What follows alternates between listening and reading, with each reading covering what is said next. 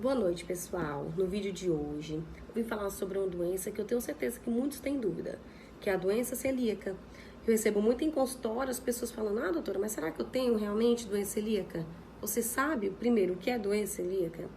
Doença celíaca, todo mundo entende que é uma doença relacionada ao glúten, mas o que realmente a doença significa, né? É uma doença autoimune. Primeiro, o que é ser uma doença autoimune? Significa o seu próprio corpo produzir anticorpos que agridem o seu corpo. Então, o corpo produz anticorpos contra o próprio corpo, contra uma determinada região do seu corpo. A doença celíaca é contra o intestino delgado, que é o intestino fino.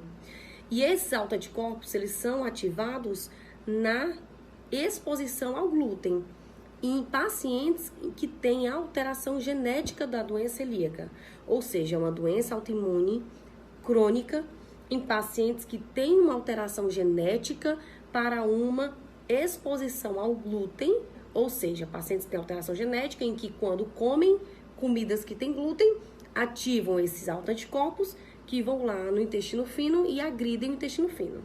Primeira coisa. Então, não é qualquer pessoa que come glúten. Se a pessoa não tiver alteração genética, ela não vai ter doença celíaca. Ela pode ter a sensibilidade ao glúten, que são sintomas semelhantes à doença celíaca em pacientes em que não tem alteração genética, que está aqui até nos meus destaques, pessoal. Se vocês quiserem dar uma olhadinha, eu falei tudo sobre sensibilidade ao glúten não celíaco, tá? Então, são pacientes em que tem alteração genética, em que acontecem problemas no intestino delgado após a exposição ao glúten. O glúten é visto onde? Em alimentos com cevada, com trigo, com centeio, às vezes com aveia, porque a maioria da aveia é contaminada. Então, a maioria da aveia tem glúten dentro da aveia. Então, é massas, pães, tudo que tem trigo. Então, realmente, infelizmente, é um amplo espectro de alimentos, né? Primeira parte, tá? Então, quais são os sintomas da paciente com doença celíaca?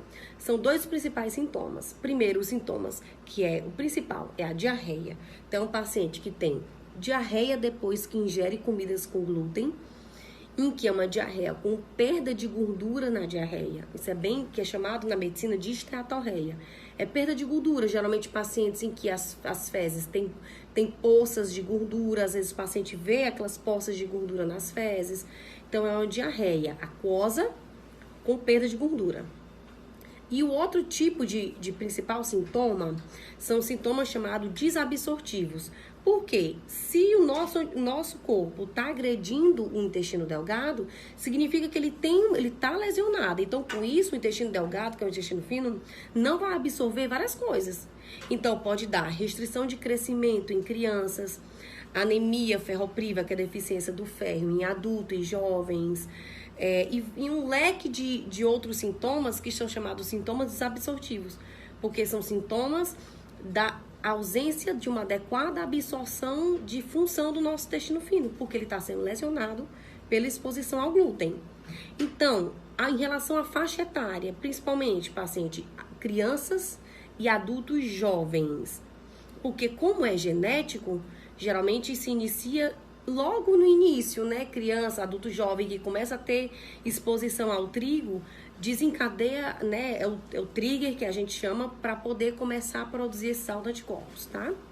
Em relação ao diagnóstico, um paciente jovem com uma diarreia, com uma perda de peso, com uma anemia, ou então uma criança com uma restrição de crescimento, são sintomas bem característicos que nós gastroenterologistas vamos desconfiando. Quando chega no nosso consultório, o que é que nós vamos ver?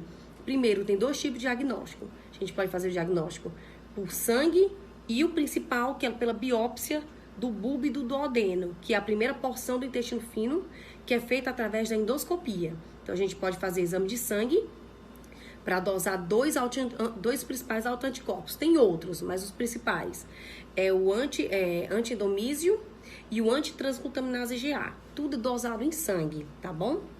E o outro é a biópsia da segunda porção do adenal e do bulbo, que é feita através de uma endoscopia normal, tá? De uma endoscopia simples. Então, juntando isso, junto com a história familiar, geralmente como tem essa exposição genética, é muito comum em parentes de primeiro grau, por exemplo, o pai tem, a irmã tem, então aumenta a probabilidade da pessoa que é o parente de primeiro grau ter. E também muitos pacientes em que tem doenças autoimunes, diabetes tipo 1, tireoidite Hashimoto, vitiligo, que é aquelas manchas brancas. Então, são doenças autoimunes que chamam outras doenças autoimunes, tá? Então, a doença celíaca é mais presente nesse tipo de paciente. Em relação ao tratamento, tirar o glúten da dieta, tá bom? Tem mais, mas assim, o principal é isso, gente. Eu espero ter ajudado vocês. Estou à disposição. Um abraço.